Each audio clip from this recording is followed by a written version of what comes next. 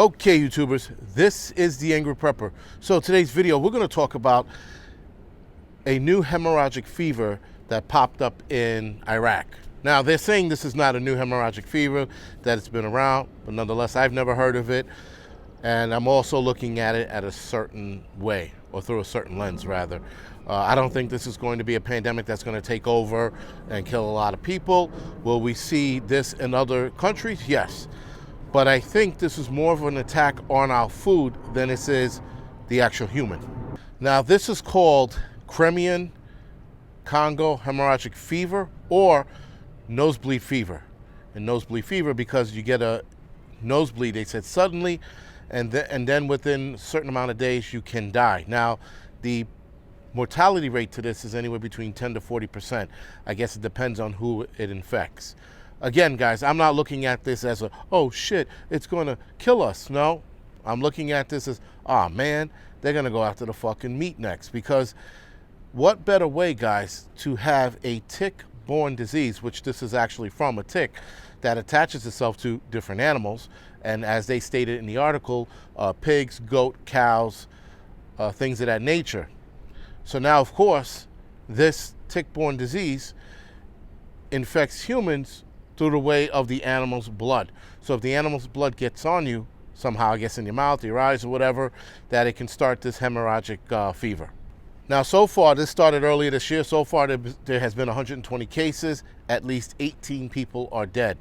But the alarming factor for the Iraqi officials, the medical officials, is that the numbers jumped in the past 2 weeks.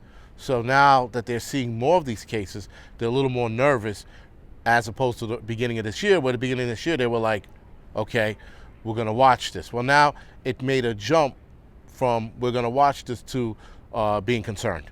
The hemorrhagic fever, or the nosebleed fever as they call it, is a sudden onset of symptoms. So it's not like, you know, like the cold or, you know, COVID or the flu. You get that weird feeling right before you get sick. It's a sudden onset of nosebleeding, fever, nausea, dizziness, back pain, aches and pain, and there's even some diarrhea depending on certain cases. So again, this is nothing to be nervous about, scared about. This is just like, oh, really? They're going after the fucking meat now, man. Like, they're going fucking full steam ahead. Because, granted, guys, there's going to be ways that you can, you know, not get animals' blood on you, obviously. But the fact that it's hitting or infecting the meat that we actually eat. Again, in Iraq, I think they eat goat over there. They don't eat pigs. They do eat cows. So it's affecting their meat, and these guys are contracting it from the slaughterhouses that they work in. I think there were a couple of cases where the people didn't work in the slaughterhouses. Now, obviously, guys, there's some questions as to how is a tick-borne disease that infects animals mutates to a point that it starts infecting humans. That's now from a bug to an animal to a human. That's a 3-phase step that has been seen in the past, but we have seen a lot of zoonotic diseases that shouldn't have transferred over to humans, now transferring over to humans, i.e. monkeypox.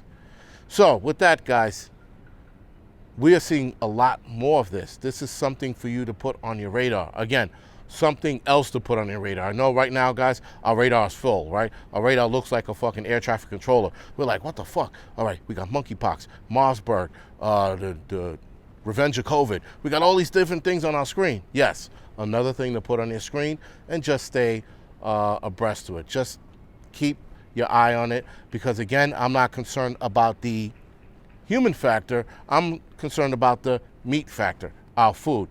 If this, like Pinball said earlier yesterday, if this gets into the deer population, guys, deer hunting is going to be off. Rabbit hunting is going to be off. A lot of shit that we hunt, or hunters hunt, is going to be off. And then it's only a matter of time till it transfers over to pigs and cows.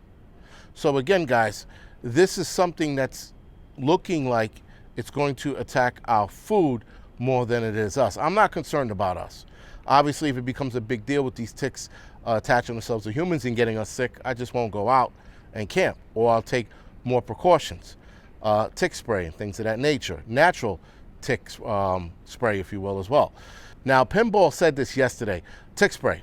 It's probably going to be an issue because if people start seeing it here, they're going to run out in droves and buy up all the tick spray. So while we are ahead of that curve because we stay in the know, do yourself a favor, pick up an extra bottle of tick spray, and if not, go online and look up natural remedies for tick spray. So they have essential oils that you can compile, if you will, or blend together that will actually work against ticks.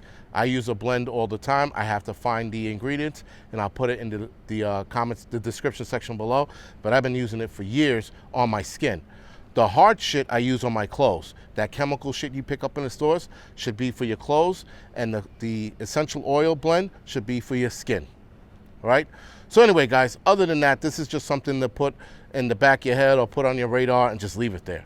Don't look at it as it infecting humans. Look at it as it ending our meat source, possibly ending our meat source.